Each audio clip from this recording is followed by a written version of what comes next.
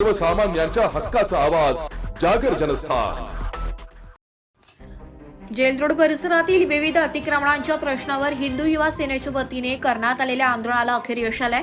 आंदोलनानंतर धुळे महानगरपालिकेने कारवाई करत जेलरोडवरील विविध अतिक्रमित दुकानांवर तसेच राजकीय पक्ष संघटनांच्या अतिक्रमित जागांवर कारवाई केली आहे। जेलरोड परिसरात रस्ते व सार्वजनिक जागेवर अतिक्रमण झाल्यामुळे नागरिकांना तसेच वाहन चालकांना अडचणींचा सामना करावा लागत होता।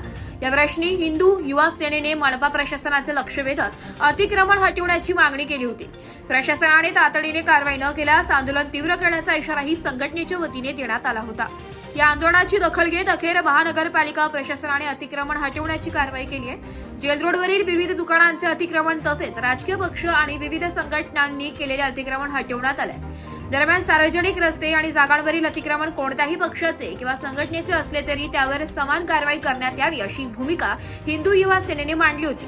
मनपाच्या कारवाईनंतर परिसरातील नागरिकांनी समाधान व्यक्त केले असून भविष्यात पुन्हा अतिक्रमण होऊ नये यासाठी प्रशासनाने नियमितपणे पाहणी करून कारवाई करावी अशी मागणी करण्यात येत आहे। जागर जनस्थानसाठी रूपक बिरारी, धुळे।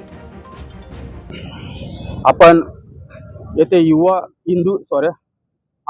हिंदू युवा सेनेचं प्रतिकात्मक कार्यालय स्थापन केलं होतं।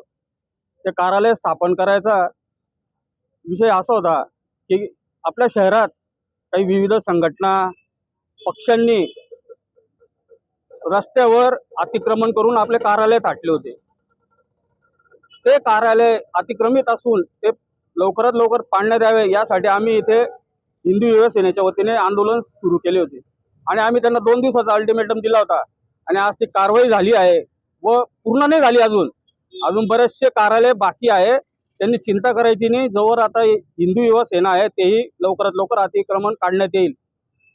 पण आमचं असं म्हणणं आहे, ज्या राजकीय पक्ष संघटना ते तुम्ही कामं करता, त्यांच्या जेव्हा लाखो रुपये करोडो रुपये कमवता, त्या पक्षासाठी तुम्ही भाड्याने कार्यालय सुद्धा घेऊ शकत नाही। ही मोठी शोकांतिका जनतेमध्ये आहे आणि तुम्ही अतिक्रमण करून जनतेला व तुमच्या पदाधिकारी कार्यकर्त्यांना हा संदेश देत आहात का की आपला पक्ष आपला संघटना कुठेही अतिक्रमण करू शकते, कुठेही कार्यालय स्थापित करू शकते। तर हा गैरसमज आता हिंदू युवा सेनेने खोडून टाकला आहे आणि यापुढे जर असं कोणी केलं आणि जे बाकी अतिक्रमित आहे, जसं उदाहरणार्थ भगवा चौक उभे, आम्ही त्यांना आता आयुक्तांना पत्र दिले, 10 दिवसात जर ते काढलं नाही तर आम्ही फुलवाल्या चौकात प्रतिकात्मक कार्यालय हिंदू युवा सेनेचं स्थापन करणार आहोत। याची सर्वांनी नोंद घ्यायची।